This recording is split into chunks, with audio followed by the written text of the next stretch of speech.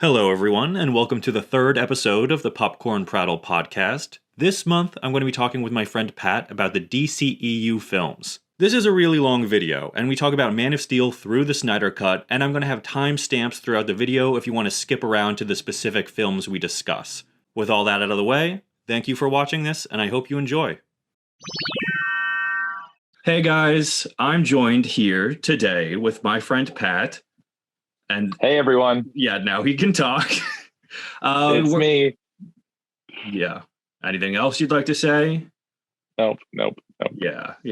All right, so we're going to be talking about the DCEU movies. We put in so much work watching all these movies over the last couple of weeks. Pat actually watched all of them, right? You watched all 9? Every single one, including Justice League twice, the original cut and the Snyder Cut.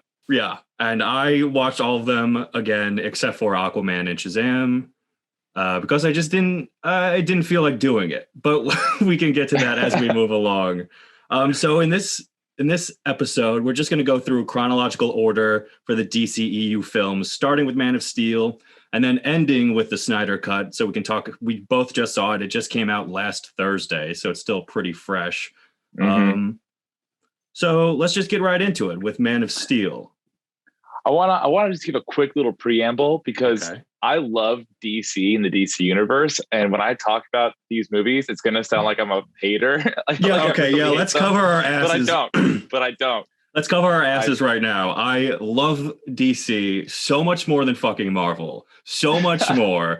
Batman, much more. Nightwing, all the Robins, even Commissioner Gordon, all of that. Superman shit, Green Lantern shit, Justice League, the animated series, Batman, the animated series, Batman Beyond, all this fucking shit is so goddamn good. And these movies... They didn't do the best job. Yeah. Leave it at that. They make me look like a fool. I feel like an asshole sometimes when I have to try and defend these movies. And I don't want to feel like that. These are way better characters than Marvel. I hate to say it. Iron Man's a C-list fucking character until 2008. Mm-hmm. And now I look like an asshole. But well, that being said, let's get into it. I just wanted to make clear that we're not just haters for no reason. Yeah, we hate. It comes from a place of love. Yeah. Exactly. All right, so let's kick it off with Man of Steel. Man of Steel is a movie that I don't hate. It gets a lot of crap. Yeah. It gets a lot of crap because they made some weird decisions and weird mistakes, but it's still like top 3 in the universe, honestly. Yeah, it's top 3 for me also. It's not a good start for everybody else. No, I mean, it's not a high bar to be in the top 3. No. But Man of Steel, what I found was visually was like next level. Yeah. Like every fight scene, the look at Krypton, like the whole everything where he's like in space and he's like learning to use his abilities and his X-ray vision, like visually they nailed it. Like it really comes across.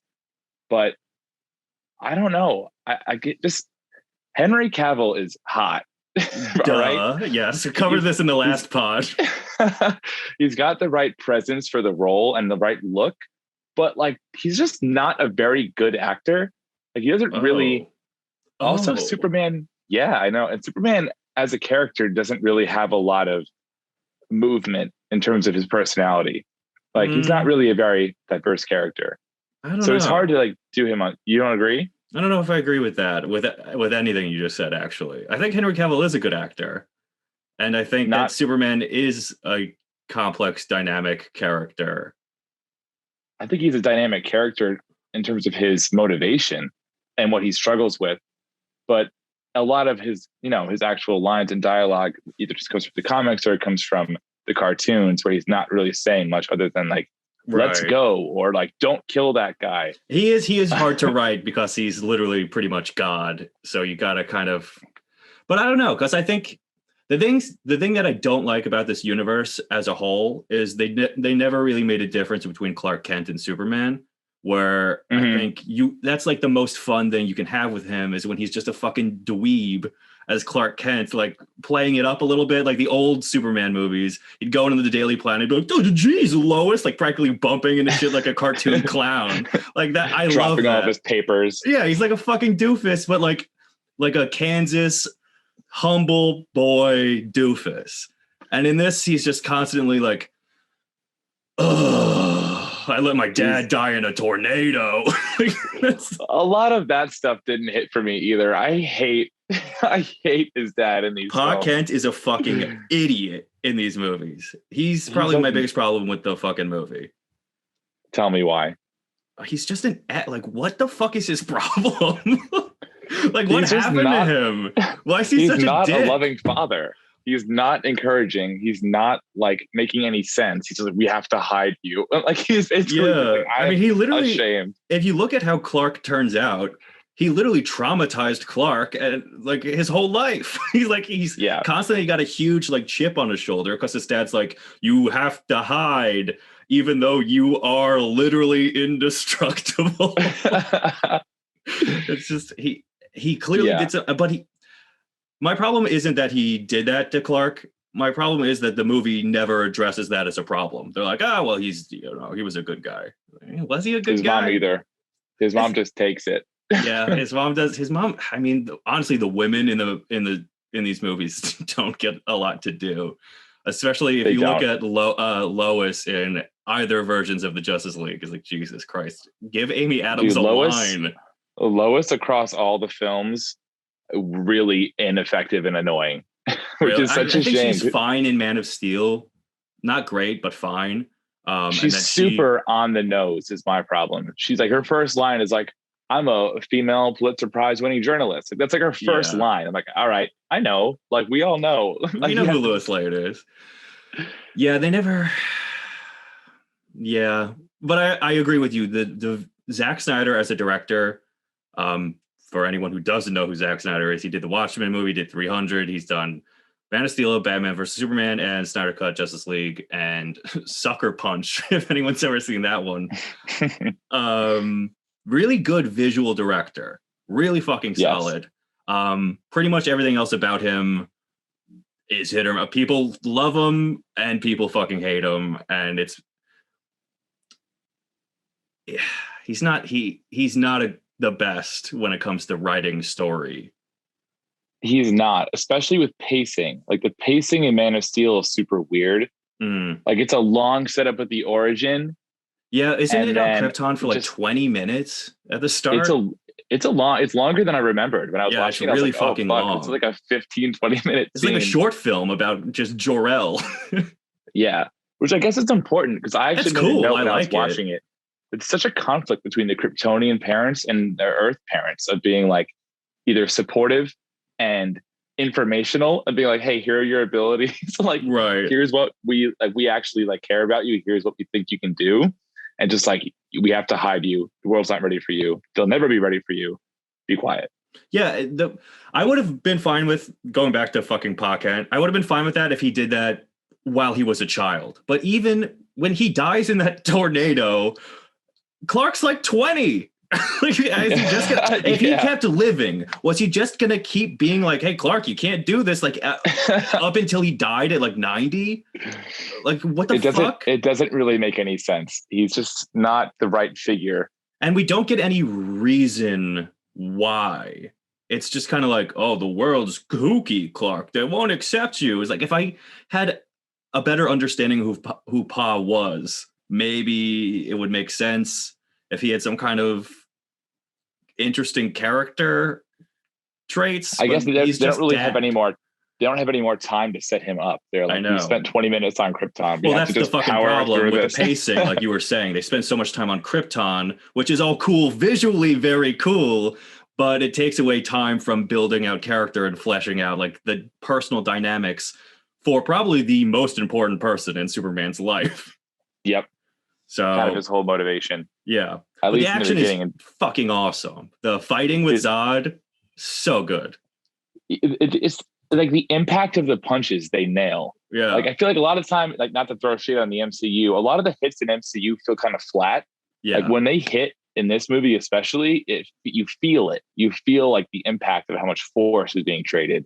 Yeah, dude. When I saw Man of Steel originally, I know this is before your Dragon Ball Z days, but I was like, Mm-hmm. this is Dragon Ball Z like live action. Like, if anyone could, Zack Snyder would not understand the tone of Dragon Ball Z, and he'd totally ruin it. But if he could come in and just direct it and let someone else write it, I feel like he could really fucking do a really good Dragon Ball Z movie. Just the Yeah. fighting based in Man of Steel is so powerful.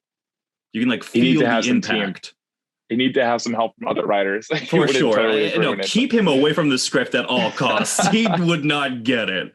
But I think he's a great action director for sure. All of the fighting scenes, all of the flight scenes are all, it's So very good. first person. It feels like you're like, they have a lot of like the behind the head camera shots where you're following Superman's actions. Yep. And it feels very real. Yeah, they have some shaky cam in there too to be like, whoa, who is that guy? Like the quick zoom ins and the zoom outs of the shots where you see him going through buildings and stuff. Yeah. Like when you're like on the ground level, it's just a lot of different angles. It's really well cut. Yeah, no, I mean, he's, like I said, I mean, he's a great director visually. But I really liked a lot of the monologues in Man of Steel. Like when Superman like gets his outfit or his uniform, I guess. I don't even know what to call it. But when he's like costume. Yeah.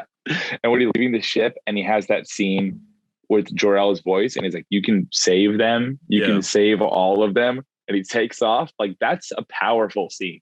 I think Jor-El and Zod are the best written characters in Zod is the movie. Michael Shannon is such a good actor. He's so fucking good. Yeah, and his stupid goddamn goatee is so perfect. He's so creepy and he's so intimidating. I wish they had given him a kneel before Zod line. I know. Every time I watch that movie, I'm like, oh, they definitely they could have worked it in the goddamn script. Like, come on. At one point, I thought they were leading up to it. I was like, oh, wait, did they say it? And they don't. I'm like, okay, all right, cool. Like, if it, Gus, you remember after the fucking entire goddamn city explodes and Zod is on his knees and he just learns how to fly. Mm-hmm. Like that was the time. Like kneel before. He didn't even have to say kneel before Zod, but just like say kneel. At some point. Come on, give it to us. We demand it. I really liked their fight scene, and I also really liked his death. I thought that was like a powerful ending to the story because you can't put him in jail. You can't put him in jail. Like the Phantom Zone isn't really like established. You can't just they don't put know him what back. The fucking Phantom Zone is. Like they send the rest of them back. He just like slips out. Right. And then I think it was a really good character development moment for Superman to be like, hey, I know you don't want to snap anybody's neck in half, but time to do it. I mean, that's probably the most controversial thing about the entire movie was the neck snap. In terms of like audience reception, people didn't like in that. terms of people always bring it up, oh, like Superman doesn't kill, which I kind of agree with. But I think in this movie it did work because because it was a moment. Like it's not like he just killed him. It's like, all right, moving on. He didn't go to his house and kill him. Yeah. I mean, it was like, and he's clearly very much affected by it. Lois runs in and like cradles him in her arms, and it's like it's sad. It's sad that he had to kill him. If I were to write a Superman movie, I probably wouldn't end it with him snapping a man's neck. But but he's a bad man. Yeah. I mean, that also kind of establishes the tone for the rest of the universe, being like, hey, these are going to be like heroes with serious problems at some point. So they're going to have to face like real life decisions. It isn't like walk in the park, like everyone holds hands, bad guy goes to jail. Like sometimes the bad guy has to die horribly in front of kids. Like that's where they take it. Yeah, Superman snapped that guy's neck in front of a bunch of fucking kids. To save their lives, but they definitely saw it. Yeah. they're gonna oh my props. God. I guess let's transition to Batman versus Superman, The Dawn of Justice. Let's do it. The next movie. And this is where things begin to really fucking fall apart for me. I think this movie is pretty much square in the middle of the DCEU in terms of ranking. I don't think it's the best, and I don't think it's the worst, but it is not good. And I'm just going to say my two biggest problems with this movie are Batman and Lex Luthor. I think I do not like the interpretation of either of those characters in this movie. I agree. I'd say that BVS is like a little bit below the middle for me, a little bit worse than the average movie in terms of the DC universe. Yeah. I think Jesse Eisenberg, I'm not obsessed with having a big, tall, strong Lex Luthor. I don't care. Right. And I like that the writing of his character, he actually is like 5-10 steps ahead the whole movie. Yeah. I like that aspect, but he's way too like jittery and energetic. He's so fucking jittery. He freaks me out. It's too much. Like they made him too cartoony and he feels silly. like the Riddler, like a cartoon Riddler. Yes, he doesn't feel like Lex Luthor. But that was always a problem for me because I thought his character was super annoying, but the writing of him was good. And and I like his obsession. Has this huge master plan. Yeah, and he has this cool obsession with Superman, which he should have. But he also comes off like just like a little whiny baby. I can't stand when he's on screen. And his plan is kind of dumb. It doesn't really make too much sense when you think about it. But that's probably a lot of movies. Like his whole plan hinges on them not talking. If they talked at all, his plan falls apart. Yeah, and in my rewatch, I watched the Ultimate Edition, so I get confused because he always has the different fucking cuts. This guy, I can't get it one. I can't make one movie without alternate cuts. But in the Ultimate Edition, they're like Lois Lane figures out it's Lex Luthor because he used like special bullets at that like terrorist thing in the beginning. She's like, why did you have to use special Lex Luthor bullets to kill those guys? So like, what a fucking moron. Bullets. Yeah, it's like, what? On that mission, you had to use prototype Lex Luthor bullets? Like, just use a fucking normal gun. Also, in the original version, Lois Lane is like, oh, it was lead. Like, and that's when she realizes. And then in this one, she realizes that basically twice it was Lex. But she doesn't ever tell anybody. Yeah, well, she goes to Martian Manhunter. Yeah, but like before she knows. Yeah. Before any of us know. Yeah. She's like, oh, hi, you're the guy from Man of Steel who actually is also an alien in the alternate cut of Justice League, which will be released in 6 years. Oh, yes, that is me. Come to me with your Lex Luthor bullets. I won't do anything. He's like a high up general. Why is he just hanging out with a journalist? Well, I don't even fucking know. I think he's the Secretary of Defense. It doesn't matter. Let's not get into that. I will say though about Man of Steel and maybe all Zack Snyder movies within the DCEU, they get a lot of crap because they're generally not good. And Marvel people are always like, oh, DC sucks. But I will say that Zack Snyder movies feel like films that are trying to work through themes and have characters and symbolism. And even if it falls on its face, it at least you can tell he's trying to say something, which is much better than the run-of-the-mill cookie cutter Marvel movie, which is generally just a popcorn movie, which is fine.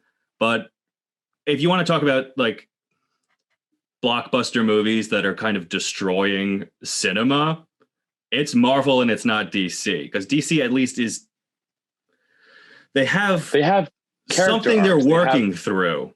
Yeah. And even if it fucking fails, movies fail all the time. That's fine. I'd rather watch a movie with interesting ideas that can't quite display them properly than like Doctor Strange, a movie that's just so down the middle and inoffensive that it's going to make its budget back and then some, but you're not going to be thinking about it. You're not going to be talking about it. Like, when the fuck am I ever going to talk about, the characters in Doctor Strange represent Jesus? Like, there's nothing. The only cool thing about that movie is, the Dormammu thing happens 15 times, which is fine. But like, there's no themes. There's no. So I will say that about BVS is he's taken a couple of big fucking swings, and I think he misses on all of them, but at least he's taken swings. I think he really hits with the Superman theme of being like, this and is a genuine god to people of this planet. Like, they show like huge crowds just begging to touch him, and he's like blocking out the sun. And they have like a 10-minute scene of that with like reporters being like, are we ready for this? Like, do we deserve this man? And that whole scene is really impressively done. Again, that's like a monologue about that scene that he does well. Yeah, but the thing I don't like about that is he ripped that from Watchmen, which is a movie he directed. So he kind of did the same thing again. He's running out of ideas. Yeah, it feels like, it really does feel like, if you watch Watchmen and you see like all the news broadcasts, it's like they're talking about Dr. Manhattan, how he's God. Watch those back to back with the same exact shots he uses in Batman versus Superman. It's like, this is very similar, like kind of treading on the same ground here. He does treat Superman a lot like how Watchmen treats Dr. Manhattan, which I like, which is fine. I love Watchmen. But you already did this. But you already touched on this. I didn't catch that. It's been a while since I've seen Watchmen, so that went over my head. Yeah, I mean, he's definitely playing around. He definitely is more like that gritty, realistic, like, oh, what if superheroes were real? Like, oh, yeah, which is fun. I love it. But also at a certain point, I wanted to just see Batman drive in his fast car and be friends with Superman. Do you want to talk about Batman being a mass murderer? Dude, just slaughtering dozens of goons? I fucking hate it. I fucking really can't stand it. I know. Me neither. I don't understand how people think that's okay. That's Superman. That's such a can kill. He doesn't have like a I'm not gonna kill anybody rule. He's a bad boy, and it's not even that he's just killing people. He's shooting people. He's shooting people with guns. And he has a car with guns, and he's obliterating people. And dude, he like shoots a car in half, drives through it, blows it up. Like, those guys are like dead 10 times over. He has it's such a divergence from like the main. It's like the spine of Batman's. Almost all of his stories is that he won't kill somebody. Yeah, and then in this movie, he just doesn't even flinch. He kills like 15 people, and just he's the Punisher. Mention it. Yeah, pretty much. Yeah, you took the thing that separates Batman from like the other vigilante type superheroes, and you never address it. It's just kind of like, and Superman's right to be like, well, I gotta stop this guy. Like, he's branding people, criminals, to get them killed in jail. Yeah, if he's not killing them directly, he's marking them for death. Just what because the fuck? It's really over the line in terms of a character break. It doesn't fit. I like, you don't fucking despise it. It's hard to side with Batman in that movie because you're like, okay, yeah, I think he should probably someone stop this guy.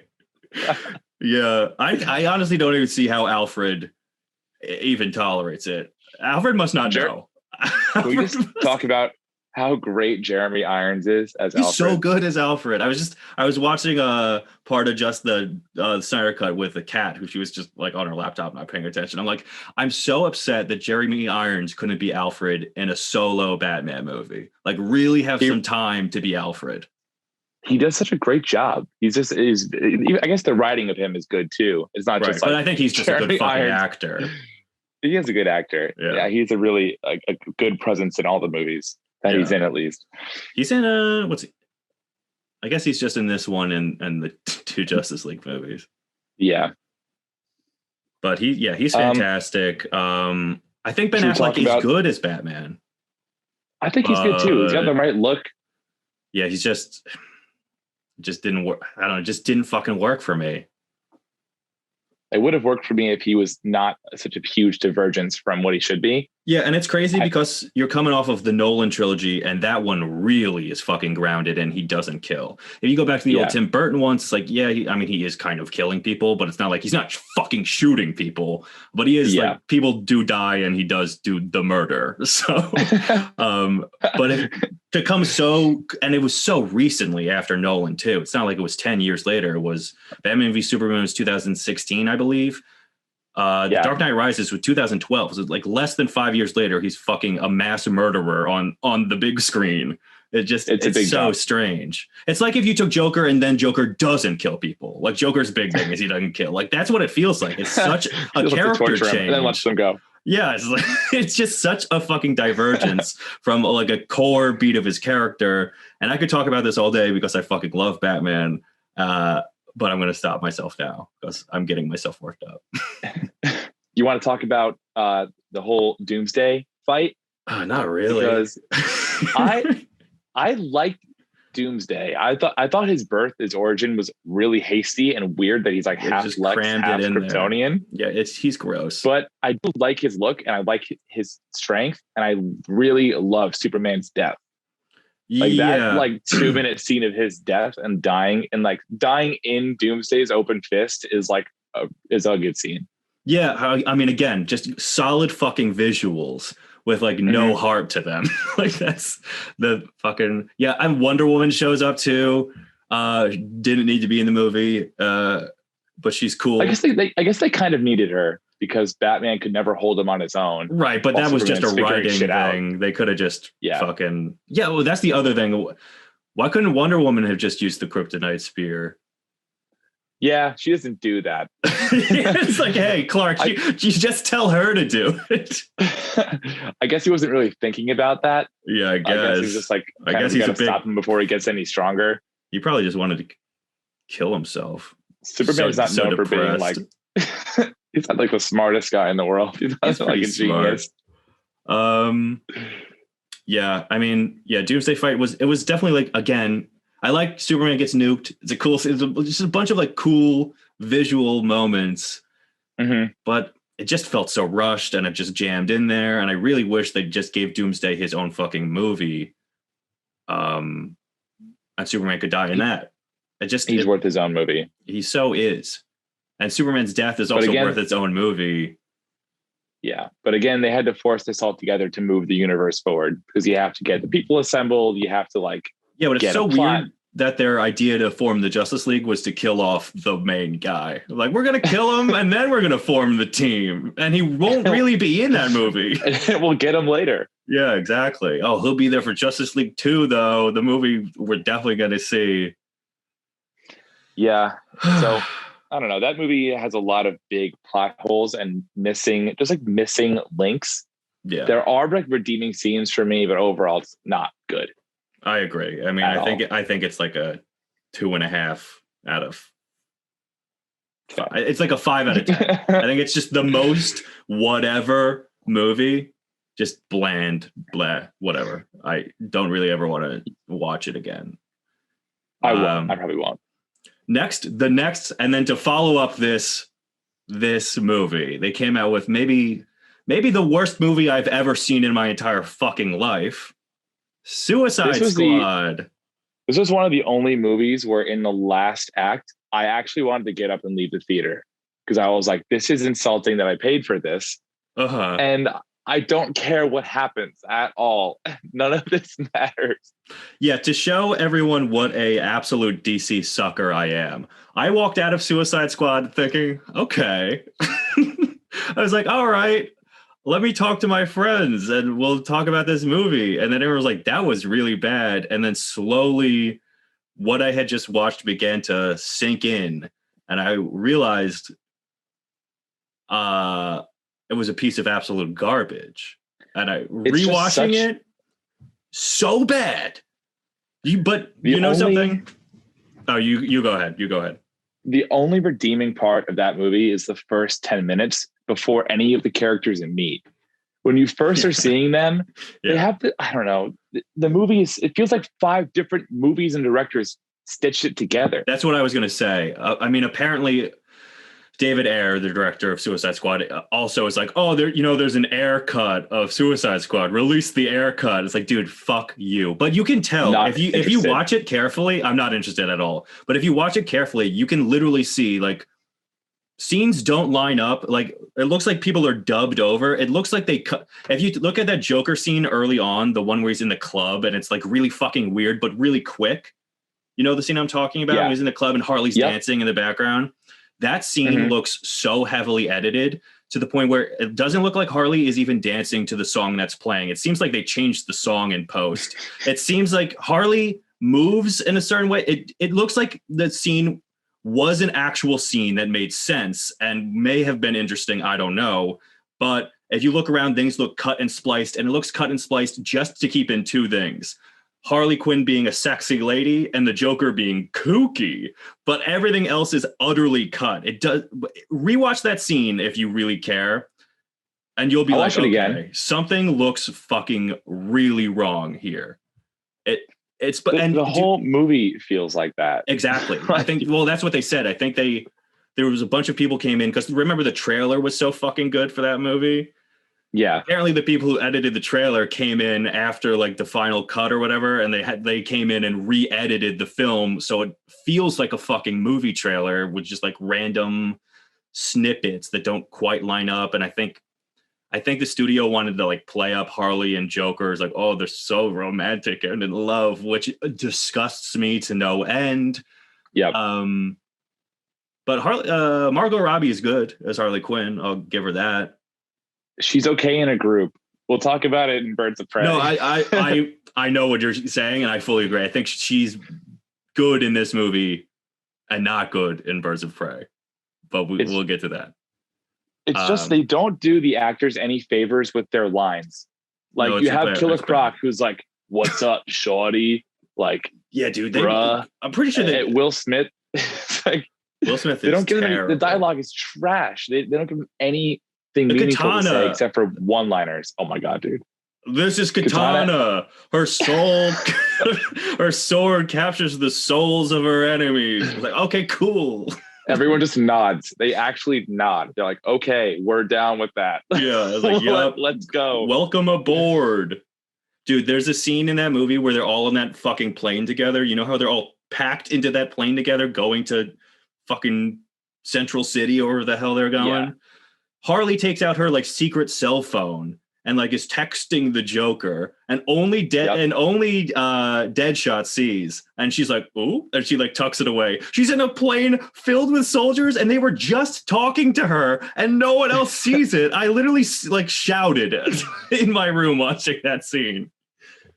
It's so poorly written. Nothing that happens makes sense. I do like Amanda Waller.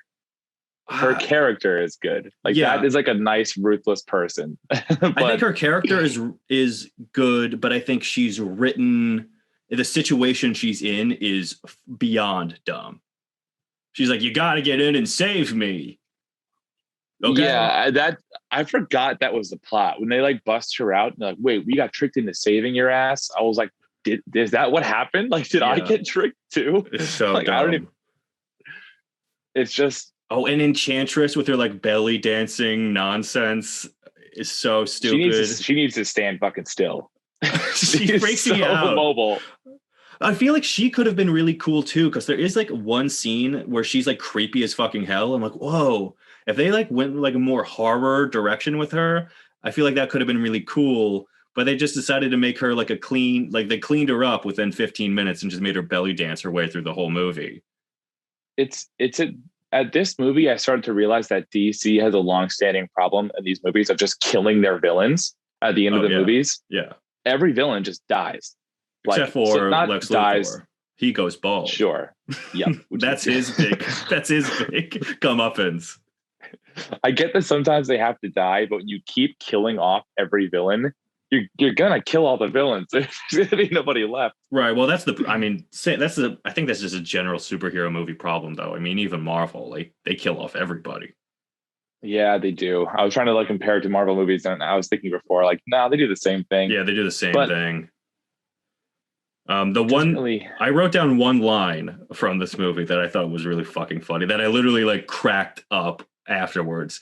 In the final battle with I guess his name is El Diablo, the fire guy that they have on their team. Yeah. Uh-huh. He I'm pretty sure right before he goes to fight the big Enchantress's big fucking brother or whatever the hell, I think he grabs Will Smith and he screams, "I lost one family, I ain't gonna lose another one." Dude, I wrote down the same thing. Hold on, let me find it. It's so stupid. Where did I write it? Right here, I said, all of a sudden they are all best friends and family. I wrote that down when he said that line. They don't have any interaction or chemistry until all of a sudden they're like, now we're family. Yeah, dude. After 2 hours of hating each other. El openly. Diablo doesn't have a line, dude. Will Smith, the reason you know El Diablo is going to have a big moment, that's how Harley written this movie is. The reason you know he's going to have a big moment is right before the big fight, Will Smith, the star of the movie, goes over and grabs him on the shoulders like, hey, is everything going to be okay before we get into this fight? And El Diablo's like, yeah. If you wait 5 minutes, I'm about to do something really fucking stupid. So just hold on. I'm a character in this movie too, remember? Dude, his whole like pacifist thing is such a drag on the plot. Of him being like, no, I'm not gonna fight. I'm just gonna stand here. That's not like, even a problem, really? though. It doesn't. It's no, they not even work an around issue. it. But it's just really a really boring trope to have a reluctant character. No, I agree tired with of you. Characters. I'm saying I would have liked it if it had any consequence on the film. it doesn't not. His unwillingness to fight never comes up, and I don't even think he has a line for maybe 45 minutes straight in the movie. When does he? He talks when they get to the bar, and that where they're all in the bar together. He shoots flames across like the elevator pit or something. And then like, but between that scene and when they're in the street, he doesn't talk for like a good 35 minutes. He's not even on the roof. And he gets that emotional. Yeah, he gets that. He's not even on the roof. He's not even there. They forgot to call him for filming that day. Yeah, no one's gonna notice. The fact that they're like, all right, we're gonna give El Diablo the big emotional scene. He's like, I lost one family, I ain't gonna lose another one. So stupid. And then Will Smith, hold on, I wrote something else down. Will Smith's big triumphant moment in that final scene to save the day is done as his imaginary daughter pleads with him not to shoot the witch. She's like, don't do it, Dad. And then he does it anyway. It's like, why would he be imagining her telling him not to save the day? And then why would he defy her? Like, what is the message I'm supposed to be getting from that scene other than, remember, Will Smith's character has a daughter? I don't get the whole Enchantress's powers thing where she's like, okay, I'll just make all these guys see something nice and they'll just forget that I'm here. Like, so stupid. It doesn't work and they don't fall for it at all. And they don't, and she just like, it's over. Oops. That was my best shot. She didn't even try to kill him while it was happening. She just was like, no, still boogieing, just going. The only cool one of those visions too. I did like the Harley one with Joker. It's probably the only good Joker scene in this entire movie, honestly. When he's not just because he's a fucking normal guy. Yeah, because that's what Harley. I don't know. I liked seeing that because you actually get to see a real, genuine character beat for Harley. Which do you want to talk about this version of the Joker before we move on from Suicide Squad? How do you? No, this is super polarizing. I fucking hate him, and I don't understand how anyone cannot. He's a really fucking bad, and we can talk about it when we get to the Snyder Cut. But I don't. Mm-hmm. I think it's him as an actor is bad, not the material. I think he just doesn't know how to play the fucking Joker. He's trying to do some kind of Heath Ledger, but edgier, and he's missing the fucking point. Dude, yeah. Never mind. We'll get to it. We'll get to it. I know the exact scene you're talking about. I fucking can't stand. I really, truly think he's terrible. As a person, as a viewer, I'm always down for a fresh take on a character. I don't care how out there it is. I'm down for something new. This does not work. It does not. Even when I saw the promo images with damaged on his forehead, I was like, okay, let's see. In the trailer, he kind of looked cool because, he was running around with like those guys in the fucking costumes, which is a cool idea. Yeah.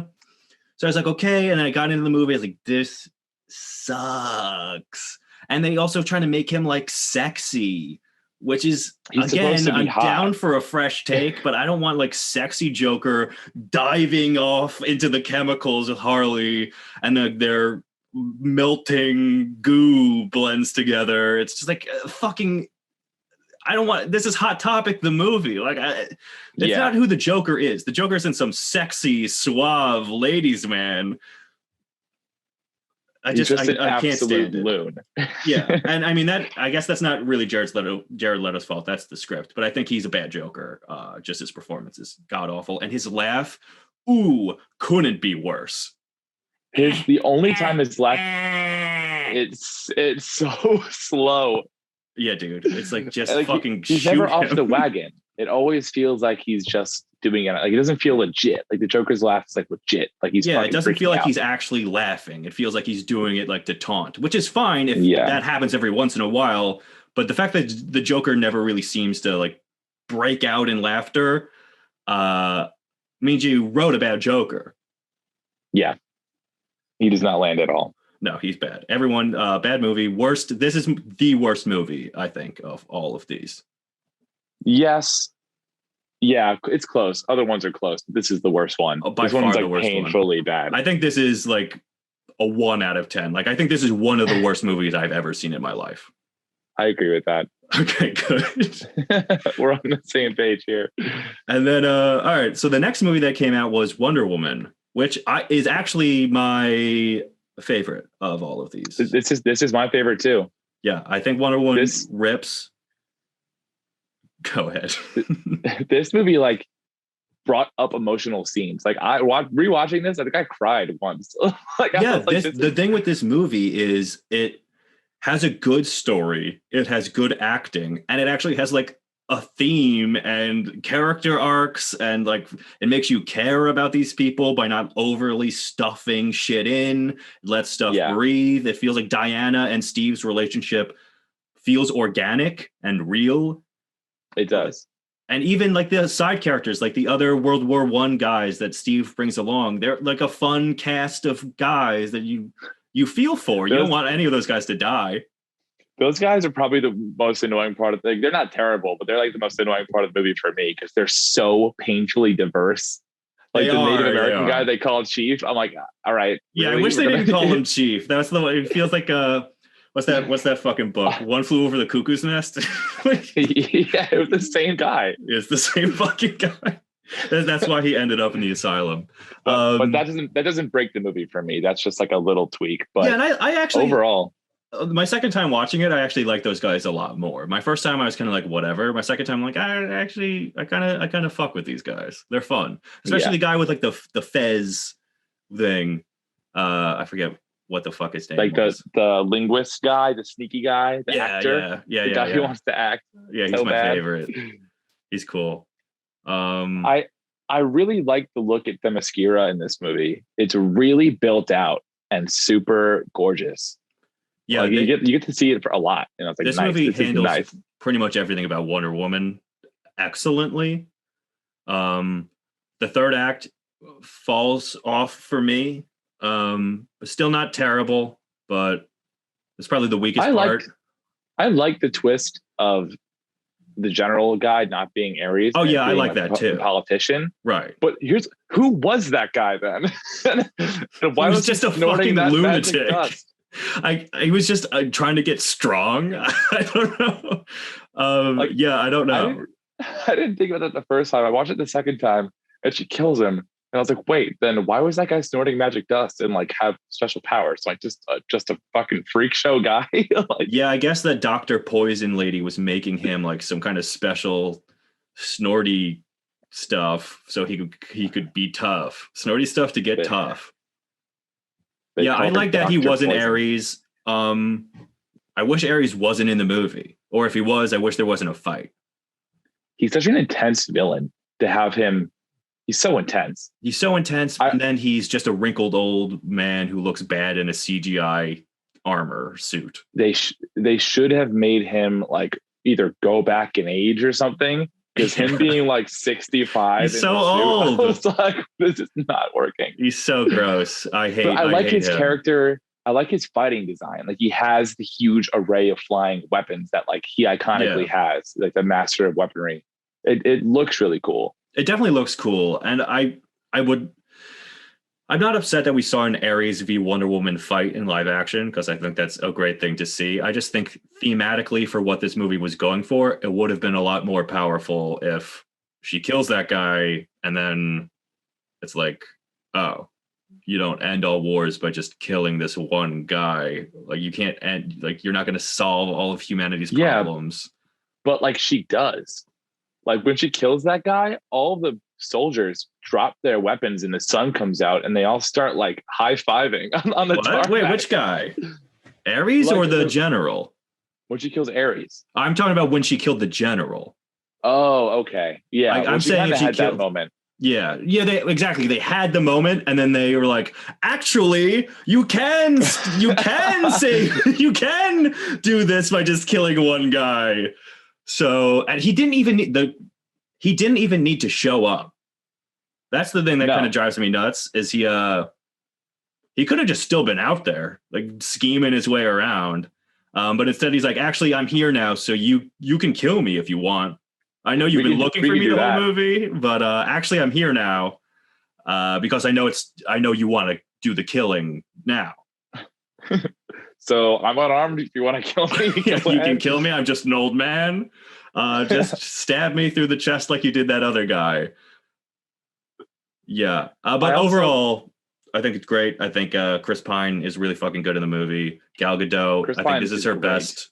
I think this is her best role as Wonder Woman. I don't think she's better in any of the other movies. No, they give her a lot of development here, a lot of lines, and a lot of like she's asking questions. She's like, "Wait, what's?" Like she seems like she's actually engaged. In other movies, she's just like there. And they did a great job like leading the plot. Exactly, because it's like she actually has an arc in this movie that is fresh. It's like, oh, she starts out a little naive. And then she's learning her way through the man's world. And then, she's teaching Steve some stuff. She's like, I'm going freaking through no man's land, bitch. I don't give a fuck, which is cool. That's such a good scene. Yeah. I think this is like the definitive Wonder Woman movie. Like the definitive Superman one is like the Christopher Reeves 1979 film. That's Superman. If you want to show anyone who Superman is, show him that movie. Wonder Woman, I think you show him this movie. Yep. Yeah. There are some things I don't get about the overall plot in terms of like if she killed Ares and that was the source of conflict, what's up with World War II happening? Yeah, that's my fucking problem. It's like, okay, well, you can't have it both ways. Yeah. So that's why I'm like, just don't have Ares don't have that actually be the resolution to the film, because guess what? We've been at war in the world for the last 100 fucking years. You actually didn't save anybody. Yep. It's not like you didn't end World War I. End of the war. Yeah, there was already like a peace treaty being signed. It's not like her killing Ares. Everyone was like, finally, he's dead. We can have peace. It was already in the works.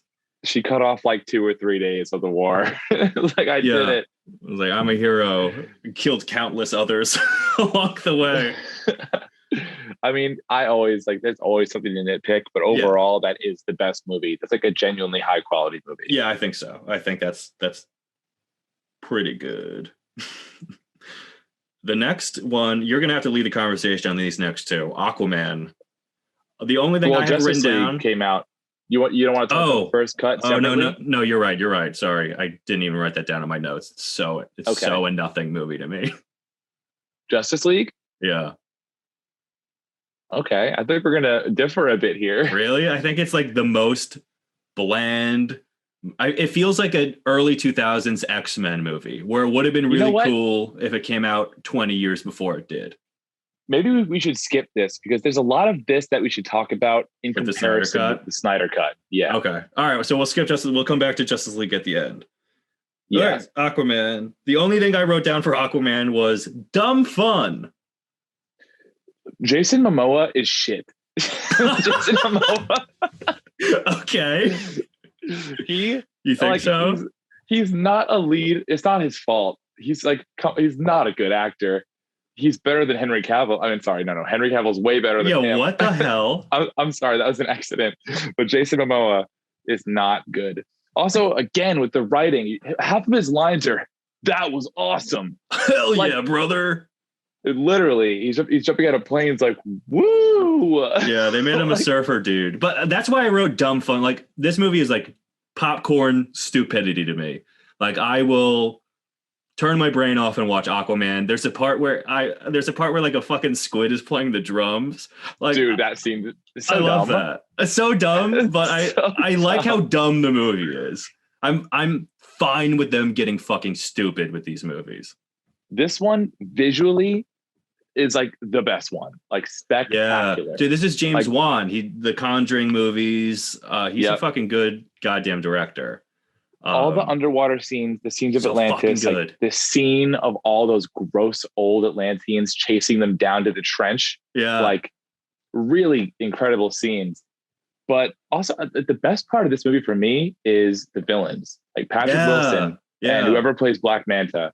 Those are good villains, dude. And they come across and they're capable. Yes. Dude, the fight in Italy, where they're running through the city, that sequence alone, I'm like, I could watch that fucking thing. If I'm just like watching TV, flipping through channels and Aquaman's on, I'm like, am I near this part? Maybe I'll just stay tuned and watch that. It's a fucking good goddamn sequence. Yeah. There's like the behind the back shot of like one of the Black Manta's goons running through the buildings. So good. I do really like the plot of this too. It feels very like Shakespearean. It's very like that King Arthur. A very like family bond, family dynamic, like two worlds colliding. It's fun.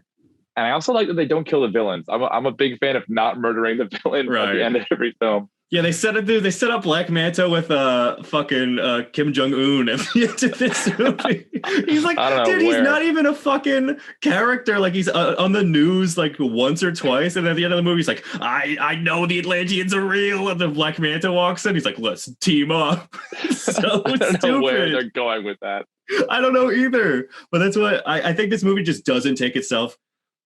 I don't think this movie takes itself seriously at all, which is such a breath of fresh air in this franchise of movies that really take themselves too seriously sometimes. Batman versus Superman took itself way too seriously, and then Aquaman's just like, hey, this is just the dumbest actor we could get with a hot lady actor, and they're gonna just fuck around with fish. And they're gonna in a huge all-out fish war of sharks biting off the heads of men and whales then eating the sharks. I'm like, all right, let's go. It's so stupid. Yeah, I mean, it's not, I don't think it's a great movie, but I think it's a fun movie. It's like probably top 5 for me out of all of these. Yeah, I think it's in my top 5. I'd say. Yeah, I think it was, I'm a little hard in. I watched it on a plane the first time and I was like, bro, really? And then I watched it again and I was like, this isn't as bad as I remember. Like it's actually like some fun scenes, and I really like the Atlantean design. Again, visuals. The visuals a hit in a lot of these films. For sure. Then if we're done with this, the next movie is Shazam, and I know you have some thoughts on Shazam. Yeah, I mean, as for Aquaman, there's not much to say about Aquaman. That's how you know that's just a dumb movie. Yeah, it's just a fucking dumb time, like whatever. It's the best Aquaman. It's the best Aquaman movie, and that's all you could say about it. I think my biggest personal problem with Shazam is that at this point, it was like public knowledge that the universe is kind of falling apart in terms of like the actors losing their roles and movies being cut and scrapped and rewritten and directors bailing. Like it was falling apart. It was a shit show. So when I saw Shazam, I was like, cool. Well, this means nothing, probably.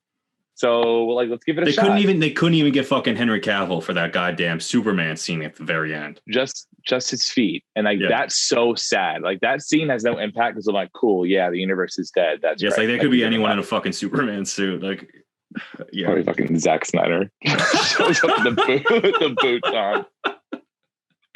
Yeah, I agree. I guess the big over umbrella fucking problem with the DCEU is you can't get excited for new movies. Just like, well, what is this building to? It's not building to anything. It's building to, oh God, we have to make money somehow. And that's what the franchise is. Yeah. So as for the actual plot of Shazam, the villain, the guy, so forgettable. Just the business son guy with like the deadly sins. Yeah. Why are the deadly sins clashing with like Greek mythology? It doesn't make any sense. I don't know. So the sins are boring. The villain is boring. They're just so forgettable. Have a movie. Exactly. And you can't have a movie where the 7 main characters are children and like objectively not good actors. Right. I mean, they're kids. It's not their fault. They are like 8. Some of them are 8. Like they're so young. Right. So it sucks because they suck. Also, the kid Billy Batson sucks. And he's not even like the kid Billy Batson and then Shazam are the same person, but they act completely different. Dude, that's my biggest problem with this movie is the adult Shazam, the Zachary Levi Shazam, feels like he's a fun kid. But then when he's a kid, he feels like he feels like a character out of Batman versus Superman. Like he just feels like he's like, oh, my life is so suck, and my troubles are so hard. It's like, why isn't he having a fun time? They should feel the same, and they feel so fucking different. If they felt the same, the movie would be, I think, a lot better because it feels like there's two main characters who are not connected at all, and they're the same person. They're the same guy. Yeah, no, it feels really fucking weird. That's my biggest problem with the movie is that they don't connect Shazam enough to make it, because I think the scenes when Zachary Levi is fucking around like as Shazam, as like he's supposed to be a kid in a superhero's body, is the most entertaining part of the movie and what the whole fucking movie should have been. Like when he goes to, there's that one shot where he's learning how to fly and he like jumps up and he falls back down. My personal favorite shot of the entire movie. And also when he's running up the skateboard ramp. Yeah, it was dope. Shit. And also just the effect of that looked really fucking good. And then he's going into like the 7-Eleven or whatever. He comes out, he's like, hey, I'm a superhero. And he like zaps the girls or something. Like that stuff is fun. Yeah, he charges their phone and like one of them explodes. He's like, oh shit, sorry.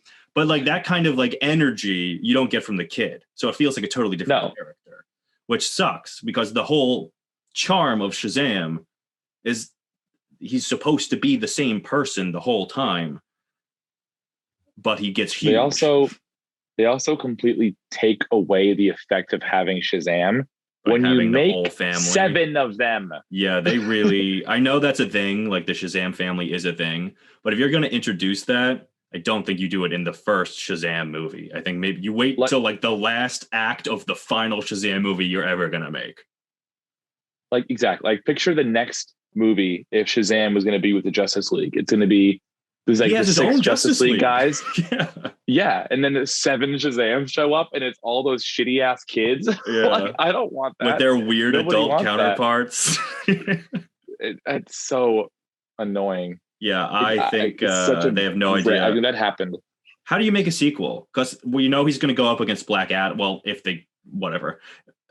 going to eventually have to fight Black Adam.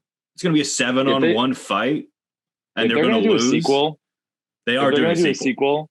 They need to have They need to go darker. They need to have Black Adam come and kill those kids straight up. He needs to come and kill all of them except for maybe one, maybe like the paralyzed or like brother or whatever. His best buddy, that guy. Yeah, that kid also so happens to be probably the best of the kid actors that was in the movie. He is the best. His character is a little bit obnoxious, but he is the best. Yeah, that's just a writing thing. Always the writing. It's just, they can't write the people to not be a little bit too annoying. Yeah. With Shazam, this isn't one I rewatched, but I think the first act was good, and I think it really starts to fumble. They have that like whole argument, internal fight between like the two guys, the two main kids. It's like, I don't care about this. And he goes to find his mom. Finding his mom was like a sad scene, but it doesn't really play. I kind of liked that. I do kind of like that. I wish they kind of did more with that. Honestly, it's kind of like, oh, my mom didn't want me. Okay, now I got 7 superhero pals. It was so weird. And he's like leading the speech at the next dinner of their next family dinner, and I'm like, all right, so he's just full 180 with no time in between. Yeah, it just felt rushed. I don't know. I don't think it's the worst movie, but it's probably my bottom. This is my bottom 3, probably. I hate Shazam. I really do. This probably, now I'm getting into the nitty gritty. This is probably my 4th least favorite movie. Oh my God. There's 3 caterpillar. Dude, no, there are 3 that are fucking worse. Suicide Squad's by far the fucking worst one. Nothing can even touch that. Suicide Squad's worse. Yeah, me too. Then I'm not sure what's worse, Birds of Prey or Wonder Woman 1984. Birds of Prey is worse. You think so? Yes. And then Shazam, and then 84. 84 is the 4th worst for me. Okay. I don't know. I mean, Birds of Prey was all right. Well, Birds of Prey is next, so let's just talk about Birds of Prey. Yeah. Before we move on, can you just tell me who is the talking caterpillar in the extra credit scene at the end of Shazam? Oh, I don't fucking. Is that Brainiac? No. That's gonna be some fucking Shazam magic bullshit guy that probably because he sounded like Brainiac. Of people know. No, it's not Brainiac. Brainiac is not a caterpillar, dude. If that turned out to be Brainiac, I'd fucking never watch a DC movie in my life. Brainiac is not a caterpillar. Brainiac is a caterpillar who is in the end of Shazam. No, I remember looking it up after, and I was like, oh, okay. I didn't know who it was even when I looked it up. That's how insignificant it is. Mm-hmm. I'm sure it's probably going to somehow tie it into Black Adam. That's why I was asking you. Yeah, it doesn't matter. Who cares about that stupid caterpillar? All right, yeah, let's move into Birds of Prey.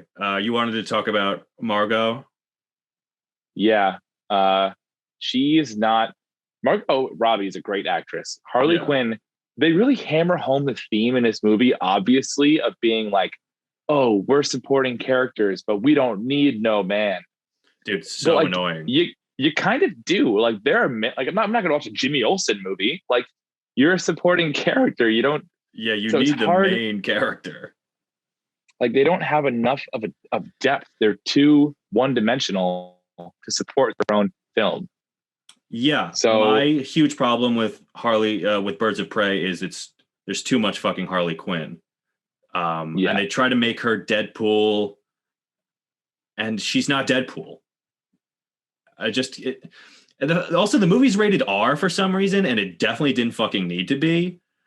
And I guess they wanted to get violent with it. But they didn't even get that violent with it. Like, the end, they got violent with it when they kill Black Mask. But I didn't even need that. Like, I wrote here that, like, why did they kill Black Mask? Because they're destroying their own universe. Like, they kill Black Mask and they kill Zaz. Like, why are you killing everybody? Yeah, you kill Black Mask. There's not even a Batman. You could have told the fucking Under the Red Hood in this universe with Black Mask. He's a part of that fucking story, but instead, let's just blow him with a grenade at the end of the movie with fucking goddamn Cassandra Cain, who, I don't know if you know this. This is a deep cut. Cassandra Cain is supposed to be Batgirl. She becomes Batgirl after Barbara is Oracle, after she becomes paralyzed. Cassandra Cain is Batgirl. I think she's like Orphan in the current run or something. I stopped paying attention. But yeah, she's supposed to be like a Bat family character. In this, she's like a 12-year-old punk bitch thief who has to shit the whole movie. And I hated her character. Talk about it. I hated her in this movie. So annoying, bad actress, not funny, horribly written. She's a kid, and I'm ripping into her. She's a child. Well, it's the same thing with Shazam. You can't have a kid on screen full time for half the movie. Yeah, they're like trying to do a Logan thing, but you notice in Logan, the girl doesn't talk until like it's like a character trait. Oh, she's quiet. It's like, thank God she was fucking quiet. She would have ruined that movie. And you can't just have these kids in these like an R-rated fucking Harley Quinn movie where she's supposed to be. If you're gonna make an R-rated Harley Quinn movie, make her like a bad person. Make her like kill people. Like I don't understand why they're trying to tell me Harley Quinn is like a good, redeemable person. I get that she's like a tragic figure, obviously, but let's not pretend that she hasn't murdered like dozens and dozens of people, especially innocent people. Like in this movie, she's killing like goons and stuff and like rapists with a hyena. I was like, all right, that's fine. Like, she's killing goons, kill the goons. But like, she's killed a bunch of just like regular innocent people just for fun with the Joker too. Yeah, she was with the Joker for years. You think she's just like, oh, Miss Innocent? She's like, oh, feel bad for me. I got broke up with by the Joker. Like, you belong in jail. I just don't like the whole Joker Harley breakup thing, because I don't like them being together in this universe, and I also don't want them to be broken up. I just don't want either of them. No, I also think she is bad as Harley Quinn in this movie. I think she's doing the voice way too much. She's like really playing it up. Where if you go back and watch Suicide Squad, she's obviously doing the voice, but she also has moments. First of all, it's not as aggressive. Like in this, she's like full fucking accent all the time. And in Suicide Squad, it kind of comes and goes, but like purposefully as the character would do it. And this is, it's grating to hear her constantly going on. And she's not funny, which is kind of the whole fucking point. They don't write her well at all. She has no like comedic lines. Yeah, and like they try to be like, oh, remember, she's smart. She's not just a cool woman, but she's also smart. So she'll come in and she'll like give her little like psychoanalysis of all the characters real quick and be like, isn't this a funny character trait of Harley Quinn? No, it's annoying. And they do that with all the characters. They all have like a little bit that they'll do. That's supposed to be like fun. Like Huntress is like, I'm the Huntress. And it's that not funny either. None. She's like socially awkward. They're like, oh, this is a Huntress. She's like a little bit awkward. She has people problems. I'm like, all right. Is that like a redeeming character trait? Like, I don't care. Is that about that at all? Yeah. I think the one they handle the best is maybe Canary, but just because she has the most screen time. Like, they really make you wait for her to use her ability. So annoying. More than they should have. I didn't even think they were going to do it. So I guess I'm glad that they did it, but fuck them. She uses it and then she just passes out. I'm like, all right, so she's pretty much useless in a fight. Yeah. She just passes the fuck out. Montoya, Jesus Christ. Horrible. Could have done without her the entire movie. They wrote her as like a joke and they referenced that she's a bad character. They referenced the fact that she's a bad character in the movie. Yeah, they're like, oh, she talks like a bad 80s cop movie. I'm like, yeah, she's bad. You did a bad job. Yeah, that's your fault. And you calling it out is not making it any better. Yeah, she's in Superbad as a cop. And I felt like I was just watching her as fucking the character from Superbad. Like it was the same character. I forgot that she's in Superbad. Yeah. Not Superbad. Pineapple Express, I meant. Oh, okay. No, that's what it is. Yeah, Pineapple Express. It's the same fucking character. And I don't even know who else is in the guy. Yeah, Cassandra Cain, useless. I thought Ewan McGregor was good. I don't think he had too much to work with, but I thought he was good. I thought that he did a good job with what they gave him, but they gave him a weird character of being like, he's like easily grossed out by stuff, and he's like kind of a huge baby flying off the handle. And that the fact that him and Zaz have like that intimate, like possibly homosexual relationship. Yeah, I think they confirmed that it's that they're gay together. That's fine. Like, I was very surprised to see him like hooking up with Zaz. I'm like, what's good? Yeah, it's weird that it's Zaz because that is Zaz, but it like almost in name only. Like he has the scars, but he doesn't do any zazzy things. They made him a little bit. He was interesting. I like his reveal when he took off his shirt and he made a speech and he was like, I got a spot for you, little bird. Like you're going to fly so high. I'm like, all right, he's creepy. He's Zaz, but yeah, I think the villains were the most interesting part of the movie. I think Harley was probably the least interesting part of the movie.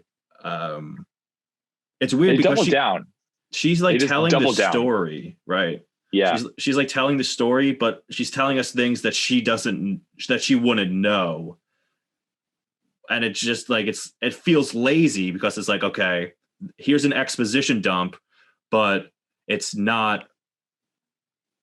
It doesn't make sense. It doesn't make sense that would be getting it this way. Like it's just like, oh, by the way, these are the characters you need to know for this movie. Here's a couple quirky lines from me because remember I'm kooky, and that's the extent of it. It just feels so lazy. Yeah. I also like the combat in this movie, like them fighting the goons really falls flat because they do it so silly and so overdone that it's not. You have somebody like Harley Quinn's like tripping people with roller skates, and you go to Huntress who shot somebody in the forehead with a crossbow. Right. I'm like, there's such a weird, and also there's like 50 nut shots in this movie. Yeah. So many kicking people in the nuts. They love nuts. It just also, where's the logic that Batman's not involved in this huge mercenary hunt for Harley Quinn? Yeah, you just have to be like, okay, I guess Ben Affleck, suspend your belief that I guess Ben Affleck is having nightmares still and he's not going out. Like, I don't know. Just going to let her die, even though he doesn't care about that. But like, he saves her sometimes. It doesn't make any sense. Yeah, it does. Especially like there's so many villains going. That's why the universe doesn't feel fucking interconnected. And this is Harley Quinn is probably the best example of that.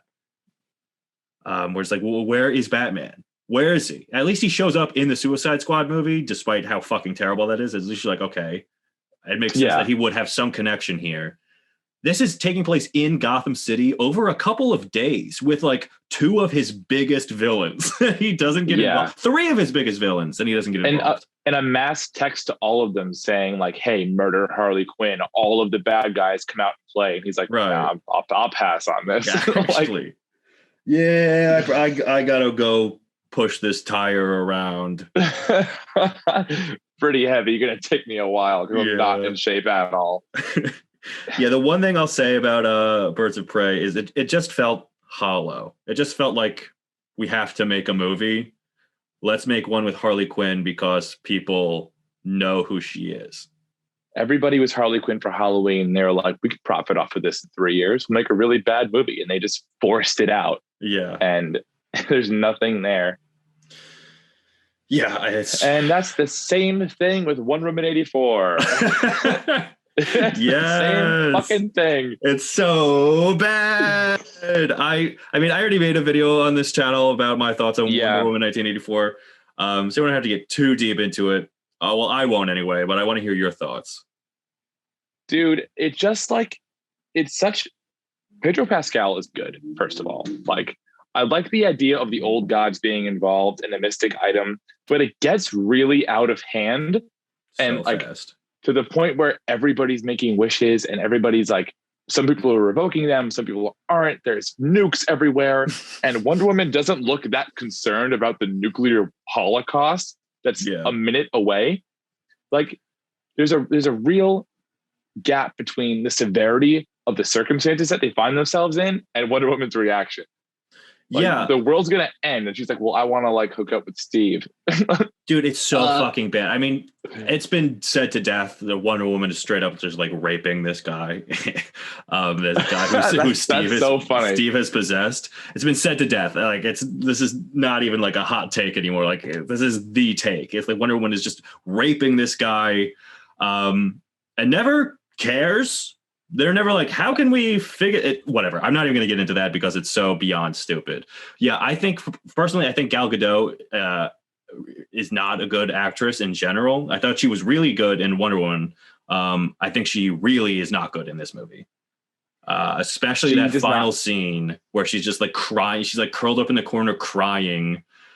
She's like, I've overcome my wishes. You have to know when to release your wish. And Pedro Pascal's like, what? And then she's like, I wasn't even talking to you. And it's like, what? It's like, okay. It's so stupid. If I ever have to hear Pedro Pascal say, Alistair, one more time, Alistair! Just screaming, you know he's not in the room with you. You're at the Pentagon. Like, you know he's not there. Alistair! Yeah. So bad.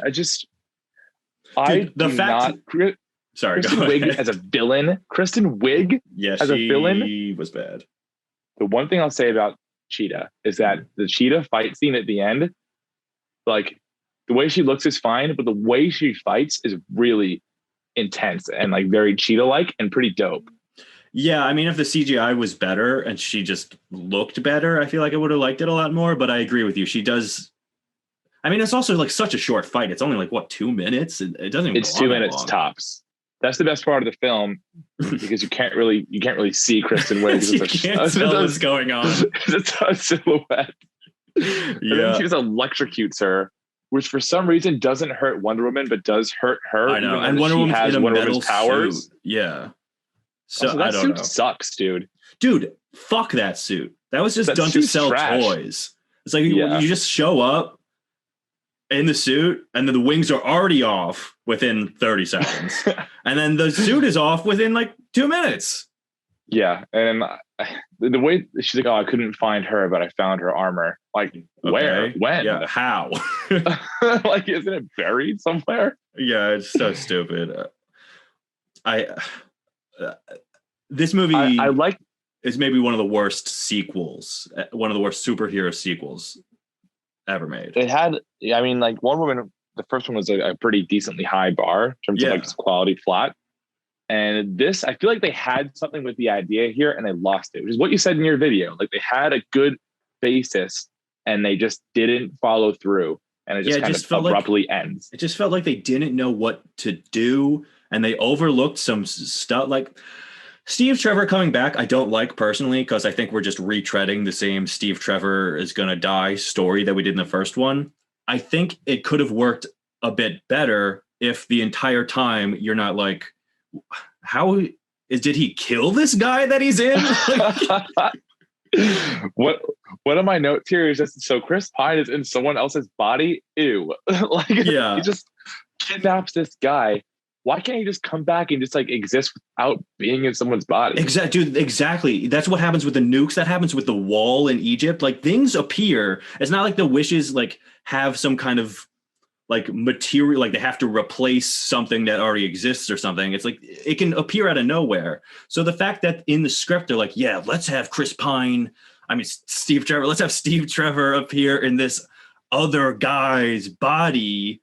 So what, dude, here's why they did it. So they could have that moment where like Wonder Woman is getting flirted with by like 40 dudes. And then she's like, can you please leave me alone, to like the last guy. And he's like, but it's me, I'm Steve. And she's like, why did you say that name? And he's like, and then she just like, and then it's like, oh, it's you, Chris Pine. I recognize you now. It's so fucking stupid. Also afterwards, so what is up with the end of the movie where like, after all the wishes are done, it's just snowing or like has time passed, and then the guy just walks out next to her. Yeah, they jumped. What are the odds they ran into each other? And he's like, "Hey, what's up? You like my belt?" And she's like, and I raped you for a few weeks. It looks like she's like, "Hey, I'm gonna try and seduce this guy at the end too." She like gives him a look. It's weird, dude. And then it ends. I thought they were gonna date. I was like, please. Yeah, the Linda Carter thing was like, I don't know. That was fine. I don't care. That was fine, but it's like, the big reveal. Linda Carter, the woman who just shows up in anything you'll pay her for, is in this movie. Wow, what a get. Dude, a lot of the fighting in this movie, like you go from Wonder Woman, who is like in Justice League, is like stopping this guy who's going to mass murder a bunch of children with like an assault rifle. Like pretty topical, to like throwing kids into like a big baseball mitts and teddy bears and like making these guys run into each other. It's such like a joke. Like the combat's a joke. I don't know, but if they went with that the whole movie, I could have had fun with that. It was just kind of like a goofy, kind of older school superhero vibe. But they don't. They just do that for like 5 minutes, and then the rest of the movie is like, we gotta stop the world from getting nuked.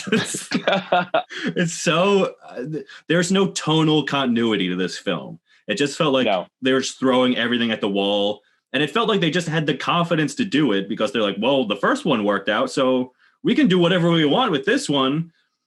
Totally doesn't work, and it shows. And it shows that there wasn't as much studio oversight on this movie because they really it's borderline incoherent.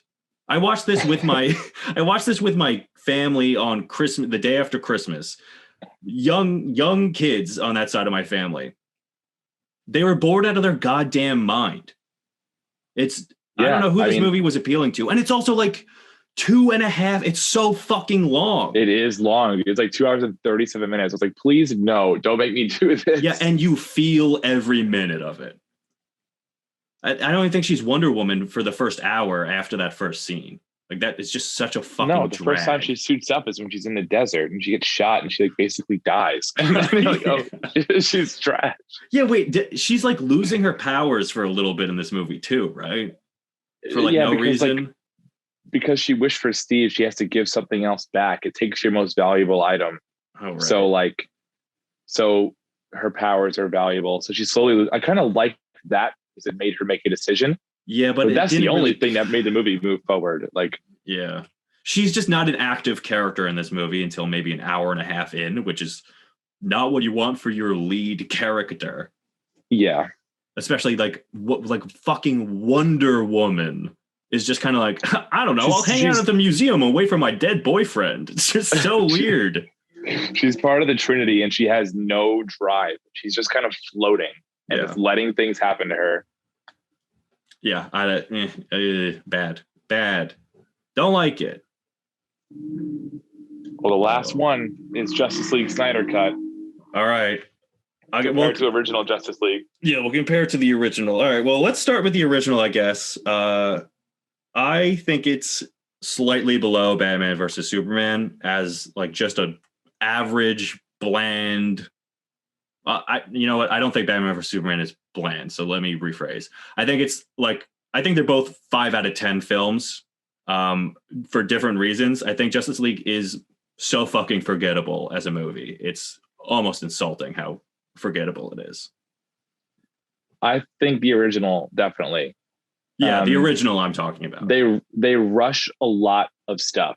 They pack a lot in, like you're introducing a bunch of characters and a lot of like plot points and a lot of villains all at once.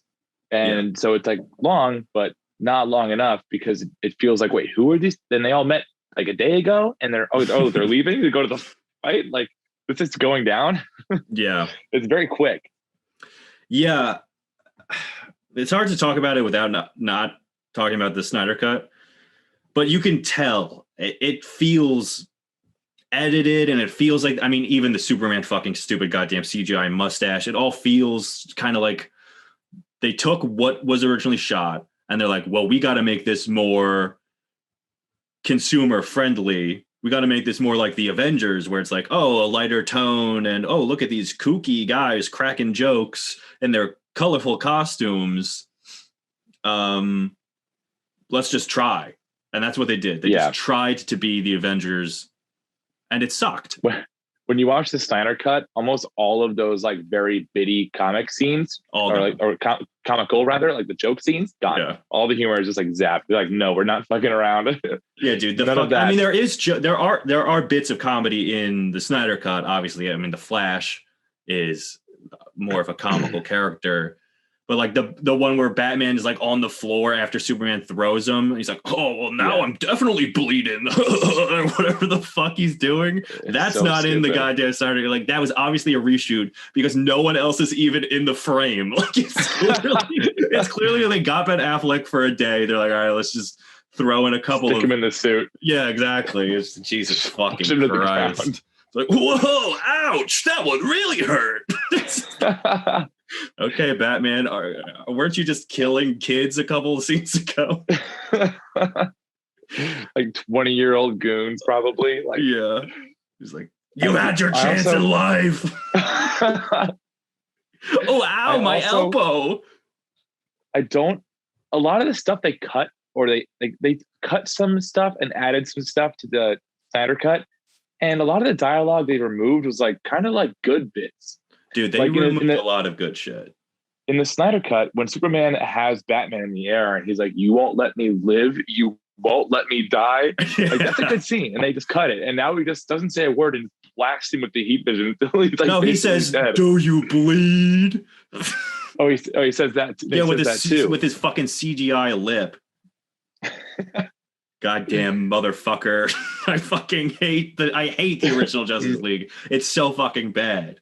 There are a couple good scenes. There's a couple good moments. I like the idea of making Superman like a lighter character because that's how I think Superman should be. I like the idea of the big. I like that too. Yeah, of the opening shot where there's like the cell phone camera footage from the kids. You're like, oh, Superman, what's your favorite thing about Earth? It's just ruined because he's got like a fucking like fat lip. Like he looks fucking so dumb. I didn't even like that. Did not jump out at me. The CGI lip stuff did not jump out at me because I wasn't really looking for it. It just jumped out to me. I wasn't even looking for it. I was just, this looks terrible. I did not really catch that. It didn't really hit with me.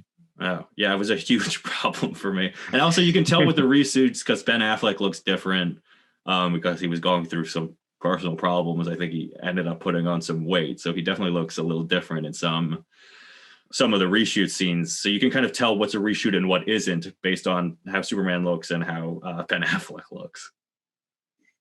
Yeah, I mean, Ben Affleck doesn't really look good ever in a lot of these, except for BVS. He's like pretty ripped, I guess, or they just like give him the right lighting. He looks fucking good. I remember the promotion for BVS. They were talking about like him and Henry Cavill getting like push-up fights on set or something. They were like really trying to like be like, yeah, Ben Affleck is fucking shredded now. But immediately after BVS, he's not at all. Yeah. I think at one point he's like, you remember the sad Ben Affleck meme?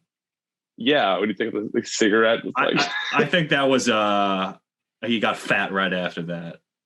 I think he couldn't keep it up. I think BVS really hit him in the gut because he's a big Batman fan. Actually, I didn't know that. Yeah, he's a huge. That's why he took the role. He's been in talks to do it for like a couple of decades, I think. Actually, so he's like, yeah, fuck yeah. And I think he's not happy with how it all turned out. And I wouldn't be either. Probably rightly so, yeah.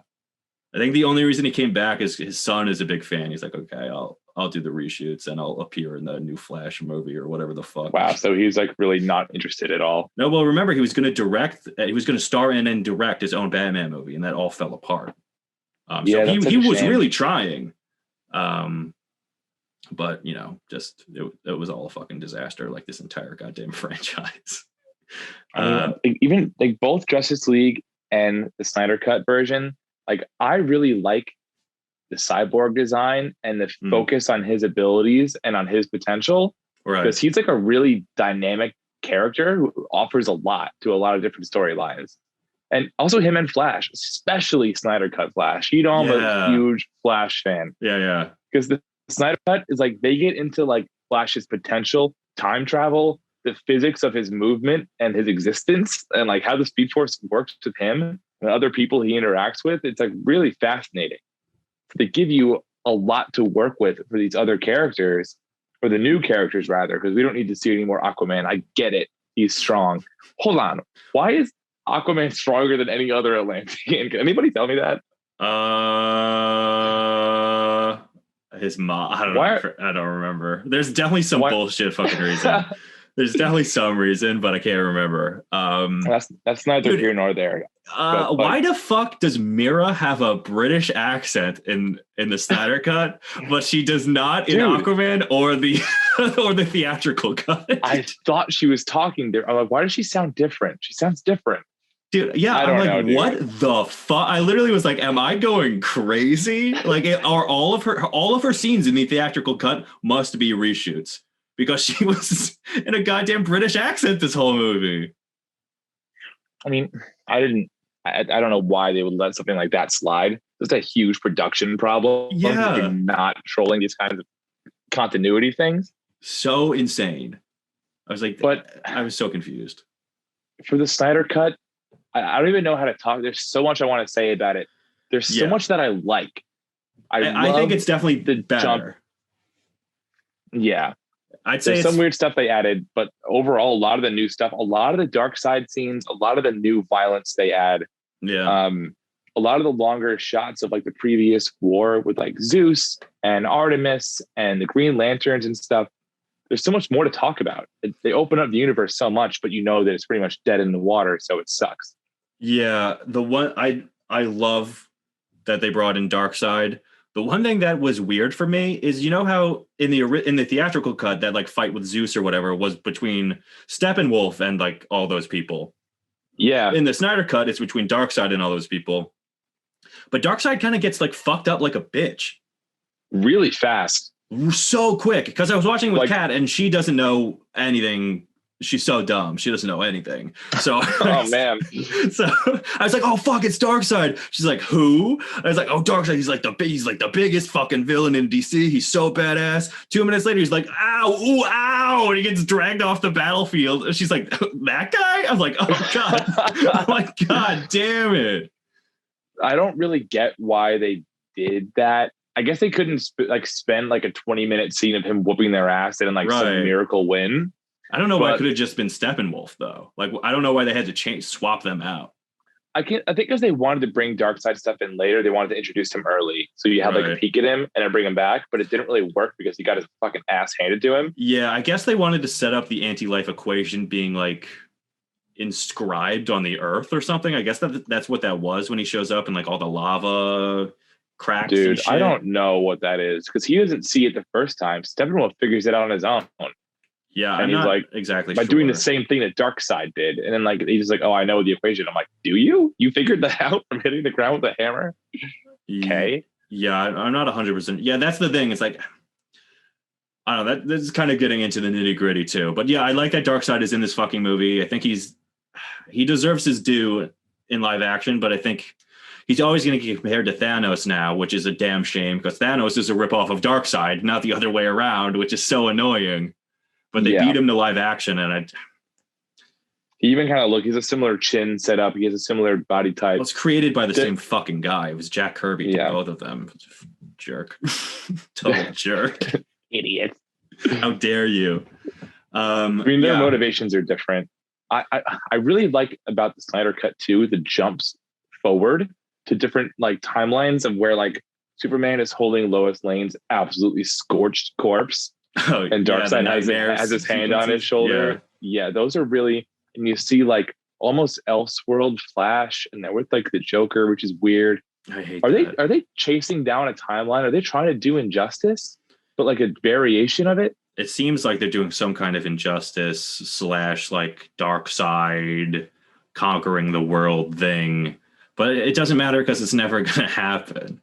And honestly, even if it could happen, like there's no way they'd make Justice League 2 some kind of post-apocalyptic Batman, Joker, Mira, and Cyborg team-up movie. Like, talk about a terrible cast for a Justice League sequel. Fighting an evil Superman. Like, oh my God. That would Can Superman be good in any of these movies? Can he be a good guy, please? That would have to be like 12 years down the line if the universe got off the ground, which it probably won't. No, probably not. Unless these individual movies can somehow turn it around. Like, what's still coming out? Like, well, this is something I want to get into when we go to wrap up. So maybe we talk. Well, let's finish up our Justice League thoughts, and then we can talk about the future briefly, and then wrap this super long fucking podcast up. I know this is a long one. There's a lot to say, though. Yeah, that's the last thing I want to say about Justice League. Is really Flash specific. Flash, like his whole is so fucking good in this movie. I think they really handled him well. Good, dude. Like he gets that whole thing where he's like approaching light speed, and then they lose, and they all fucking die, and then he like stops time, and he's like, "Alrighty, this is it. I literally have to do this on my own." So good. And he just turns back time and saves everybody. Doesn't really tell anybody what he did either. He's kind of like. Yeah, he just the effect of their like bones and blood like fusing back into their bodies as he's reversing time. So good. The Snyder cut of that final fight is really fucking good. Yeah, that's what I was going to say. I think that entire final act rips in the Snyder cut. So fucking good. Rips. Yeah, I mean, they don't have that like weird Russian. Dude, also the parademons look so much scarier in the Snyder Cut than they do in the Justice League. Justice League, they look so fucking stupid. And they're like creepy goggles. Little bug. Yeah, they're so dumb in the Justice League. And I didn't even realize that. I was like, okay, parademons are kind of dumb, so I guess like that's how they would look. But no, they look so good in the Snyder Cut. It's like, yeah, God damn it. And even Steppenwolf looks so much better too. His armor is way doper, and his face looks more realistic. Yeah. The Snyder Cut was just like a little glimpse into if they had a better team or more resources, or just like had figured some things out earlier. It was a little glimpse into the possibility of what this universe could have been. Yeah, which fucking sucks.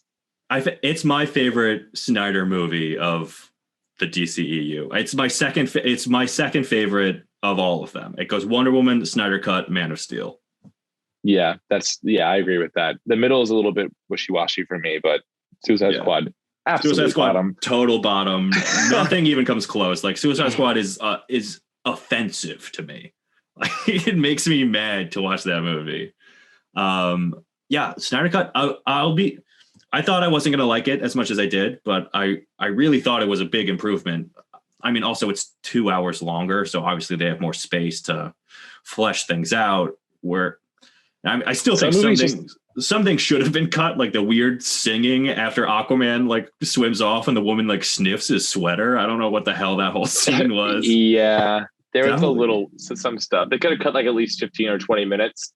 Yeah, it would have been okay. Sure. There's some version of a 3-hour cut of Justice League that is the best version out there. And it wins an Oscar. Yeah. And everybody comes back for their roles. Yeah, there's some version in between the theatrical and the Snyder Cut where it's just like, this is perfect. Unfortunately, it's not what we got. And now we have a 4-hour cut that the majority of people are never going to watch, and the general movie-going audience would be way too confused by to ever get into. And a really fucking shitty Justice League movie that pretty much destroyed the entire franchise. Yeah, I mean, the Snyder Cut, I really liked it, and it's a shame that it couldn't have been what people saw first. I think it should have been that long in the first place. A little bit shorter, but that could have been redeeming. Yeah, I mean, you can't release a 4-hour movie in theaters. It's tricky. Yeah, I mean, it could have been like a fucking mini series. I mean, they broke it up into chapters. It could have just been like an HBO series. Like, who gives a fuck if it's a goddamn movie? Make it if you have enough content for a story. If it's a good story, figure it out. But yeah, it's a long ass movie. And they could have done what Avengers did and do 2 of them back to back. He did. He had a plan for 2 parts, but this was still just the first part. So I think it. I don't know. So it's a problem with Zack Snyder. It's like, dude, you gotta figure out how to make shorter movies. Like, you have to condense your ideas, man. Jesus Christ! You need an ultimate edition for every goddamn movie you make. Come on, not practical. Figure it out, or start making TV shows. Do something else. Movies, 2-hour theatrical movies are just not your jam, dude. Like. Damn. All right. Yeah. Well, all right. So I'd say Justice League, the original, 5 out of 10. I'd say Snyder Cut, 7 out of 10. For me, it's a little bit higher. I'm like close to an 8. 8. All right. I'll say 7.5 because there is still some stuff I'm not crazy about. Batman is still bad. And that whole scene at the end. Let's talk about that final scene at the end with the fucking Joker. I don't know what they were going for. Bad, dude. He talks about jerking him off, and Batman's like, "Fuck you." It's like, yeah, Batman's who gives a shit about this? I will fucking kill you. When Harley Quinn died in my arms, I'm like, what timeline are we in? It's like, I will fucking kill you. It's like, you take that still of Batman saying, "I will fucking kill you." That right there symbolizes everything that I don't like about Zack Snyder's interpretation of Batman. Just an absolute loon. But in the worst, I like myself a crazy, kooky, wacky Batman, but I don't want a fucking serial killer threatening a clown in the post-apocalypse. Like, that's not who Batman is. Also, Deathstroke is there, and he's just like not there for a reason. Nothing in that scene is happening for a reason. That's 100% a reshoot, and it just felt like they got whoever was available. Yeah, pretty much. But any costumes they hadn't thrown out yet, they're like, we have the Mero one, right? Yeah, Deathstroke has like a fucking mohawk. It's like, oh, cool. Now we know in the future Deathstroke at one point shaves his head. Sick. Character we've seen 90 seconds of once. Oh, dope. Yeah, Mera, again, has her British accent in the future, so I don't give a I mean, I just don't. I think Jared Leto's bad. He's a bad Joker. This is not. I didn't think he was a bad Joker until I saw this final scene, because I was like giving him the benefit of the doubt. He's like, oh, they edited my scenes in Suicide Squad. You know, I'm really good in that, I swear. It's like, okay, he's coming back. Let's see. It's first of all, terrible design. They got rid of the damage tattoo, thank God. Still, he looks fucking terrible. And he's doing a bad job. Yeah, and it just looks like a student film of the Joker made with an actor they hired that they found like 30 minutes beforehand. Like, he brings nothing to the role of the Joker that is interesting to me at all. There's no delivery. He's like barely talking. He's not laughing. His voice is just regular. shut up. It's just regular Jared Leto voice. Yeah. Just like talking about jerking off Batman and like, how about I give you a reach around? And he's like giving him like that little like dog shake that Ledger does. Yeah, that, dude, like, he's ripping off Heath Ledger. Steal. Yeah, he's so bad. My problem with Jared Leto is he's doing a really bad job of ripping off Heath Ledger. Yeah. That doesn't. It would have been more entertaining if he at least tried to rip off like Joaquin Phoenix for this one. Like he'll rip them all off, but it's fucking bad Heath Ledger again. They should just put Joaquin Phoenix into this movie, like, and it's him out. Yeah, and then he walks into the frame too in the post-apocalypse, like, "Well, this is getting crazy," and then the movie ends. The multiverse. I don't give a fuck. Bring him in. I was like, "Oh, by the way, I was Martian Manhunter the whole time." Like he looks like the TV version, the CW version. He doesn't look spectacular. He looks bad. It's hard to have a fully CGI character look good. Yeah. Well, they could only put him in this movie knowing that they would never get a fucking sequel, because you can't do him. He can't look like that in a Justice League sequel. There's no way anyone would tolerate that. No. And to get like a good effects artist, make him not look absurdly stupid is tough. Yeah. And for some reason he's impersonating Martha Kent and ruining character moments in the middle of the movie. He just causing mayhem. Yeah, when he got revealed, I was like, "Why isn't he helping them?" Dude, I literally looked away from this because Lois and Martha were talking. I was like, "Oh, this is a nice like touching moment." I was like, I looked at my phone for a second. I looked back up and I saw Martian Manhunter standing in the hallway. I'm like, "What the fuck?" He's like, "The world needs you, Lois," but he's like talking to no one. I'm like, "What?" I'm like, "What did I miss?" I was so confused. Like, oh, he was Martha? He had that really touching scene with Lois Lane? So totally weird. Strips it of any meeting. Where is Martha? Yeah. Did he kill her? Yeah, that's the thing. And then Martha shows up later in the movie. I'm like, does Lois even know? Like, Lois is like, "Oh, remember when you were at my apartment?" Like, how do they not realize that they never had that conversation? I don't know. That's the kind of stuff that Snyder does, though. It's just cool visuals without really fully considering the ramifications for character. Yeah. And on that note, we can begin to wrap up. Let's wrap up. This is a long one, but there's so much to say about the universe. So much got like say. eight, almost 10 years of films. Yeah. What's so you want to talk about the future quick? Yeah, real quick. I mean, because Flashpoint is coming. That's the big movie. So do you think this universe should just get fully Flashpointed out and they just start from scratch over? Unless they want to seriously go back and like rework and get Henry Cavill back and get Ben Affleck back. Like, if that's not an option, start over. With that, like, recast Wonder Woman, recast every single person, Harley Quinn, everybody. Actually, you know what? I'd take it back. Give up. No I more. Don't think there's no way people are ready for a second round of being like, sorry, it's only a few years ago. People don't forget. Like, yeah, DC's a fucking.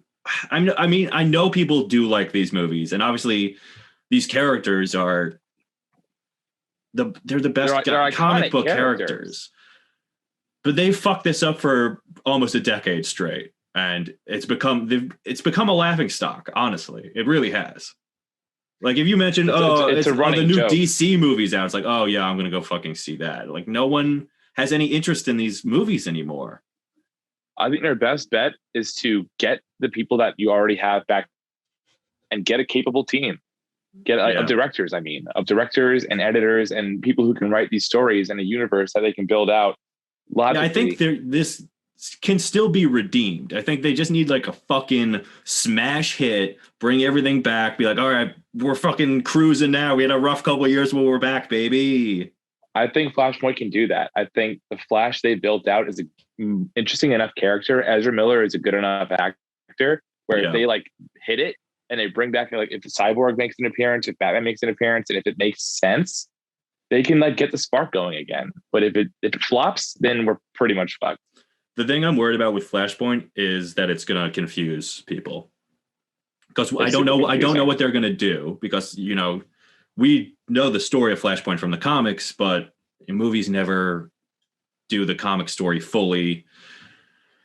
So I doubt it's complicated enough on its own. Yeah. So now the universe itself right now is complicated enough. You're going to throw in a Flashpoint movie where it's going to be like altering the timeline and somehow bringing things together or like making some, I don't know what they're going to do. I don't know what their plan is, but I think everything kind of hinges on what happens in Flashpoint. If Flashpoint fucking bombs and is I don't think it's going to be a bad movie. It's the guy who directed the 2 It movies is doing it, Andy Muschietti. Okay. I think he's a talented director and he seems passionate about The Flash. So I have hope that it's going to be a good movie. But at the same time, it might just be too late for some people to get invested in this franchise. I mean, we're 9 movies in. The hope is for people like us who know the potential to convince and force everyone else to go. Please give us something that we can point to. And be like, see, we're smart. We told you these were good characters. 10 years ago, I was there. Yeah. Like, oh, everyone was making fun of Batman versus Superman, but me, I was like, no, they're good characters. You just wait 15 years from now, there's going to be a good movie. I don't think our kids can see it together. Oh, God. All right. Is there anything else confirmed? They're doing the Shazam sequel. I think they're doing Black Adam. Black Adam's going to get his own movie. They're doing the Suicide Squad movie from James Gunn, who did the Guardians of the Galaxy. So I'm hopeful on that. It looks like they're just bringing back Harley and everyone else is new. Maybe Captain Boomerang is coming back, but it's like Will Smith's not coming back. I don't think Katana's coming back. Like, I don't even think Amanda Waller's. I think they're just like John Cena's going to be in it. As like they got a wacky, wild cast, and it seems like people are actually going to be fucking dying, like Suicide Squad. Like they're getting their heads blown off and shit. So I'm excited. If they want to keep going, and if they think they had momentum and a possible good movie, go for it. I'll see it. I'm always going to give them a shot. Apparently James Gunn is spinning off John Cena's character into his own like HBO miniseries. So they must have some faith in this movie. They are getting ahead of themselves. Yeah, they always get ahead of themselves. They're trying to play catch up so hard, and it's only screwed them over. Well, let's cross our fingers. I'm going to watch it. I'm hopeful, but I'm also so nervous. All right. Is that everything you want to say? Any final words? Any final words to anybody who manages to watch this whole thing? Thank you. And also, like, anybody who likes these movies and these characters, like, that's cool. I'm glad that you like them. I'm not saying like anybody who likes these is a dumb shit. Like, there's definitely redeeming qualities to a lot of them, but they just need to figure it out.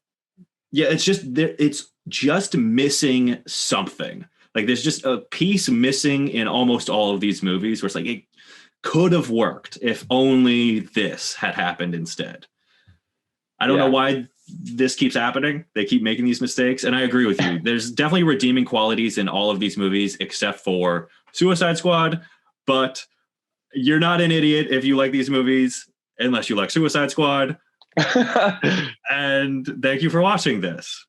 Yep. Thanks for listening. Bye. Bye. Bye.